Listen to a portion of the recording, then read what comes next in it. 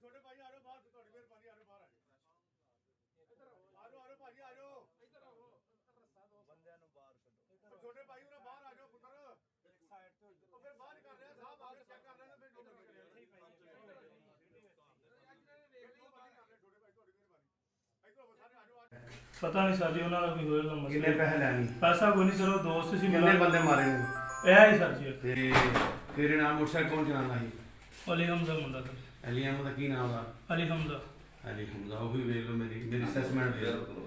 ਤੇ ਰੈਕੀ ਤੇਰੇ ਨਾਲ ਕਿਹੜਾ ਕਰਦਾ, ਜਿਹੜਾ ਜਨਰੇਟਰ ਵਾਲਾ? ਨਹੀਂ ਸਰ ਭਾਈ ਸਰ ਬਾਹਰ ਬਾਹਰ ਨੇ ਤੇ ਉਹ ਮਾਸੀ ਦਾ ਪੁੱਤਰ ਹੋਣਾ, ਕੋਈ ਚਾਚੇ ਦਾ ਹੋਣਾ। ਇੱਕ ਤੇ ਸ਼ਾਮ ਮੁੰਡਾ ਮੇਰਾ ਸਾਲਾ ਲੱਗਦਾ, ਉਹ ਸੀ ਨਾਲ? ਹਾਂਜੀ ਸੋਹਰਿਆਂ ਚ। ਉਹ ਰੈਕੀ ਕਰਦਾ ਸੀ? ਉਹ ਇੱਕ ਦਿਨ ਹੀ ਨਾਲ ਆਇਆ ਸੀ ਸਿਰਫ ਵੇਖਣ ਆਇਆ ਸੀ ਨਾ? ਹਾਂਜੀ ਬਿਲਕੁਲ। ਇਤਸ਼ਾਮ। ਹਾਂਜੀ। ਅੱਛਾ ਚਲੋ, ਤਾਂ ਮੂੰਹ ਕਰ ਇਤਸ਼ਾਮ। ਇਹ ਨੰਬਰ 2 ਇਹ ਦੱਸ ਮੈਨੂੰ ਕਿ ਇਤਸ਼ਾਮ, ਇਹ ਦੱਸ ਕਿ ਪਿਸਟਲ ਕਿੱਥੇ?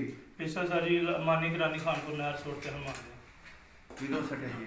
ਉਸੇ ਦਿਨ ਜਿੱਦਾਂ ਦਾ ਕਲਬ ਵਾਲਾ ਵਾਕਿਆ ਹੋਇਆ ਵੇ, ਉਸ ਤੋਂ ਪਹੁੰਚਿਆ ਸ਼ਿਵਪੁਰ ਰਾਜ ਨਹਿਰ ਸੋਟ ਤੇ। ਕਿੰਨੇ? 2 ਸਨ ਸਰ। ਕਿੱਥੇ ਸੁੱਟੇ? ਨਹਿਰ ਦੇ ਵਿੱਚ। ਕਿੱਥੇ ਕਰ ਕਿੱਥੇ ਗਏ? ਕਰ ਗਏ?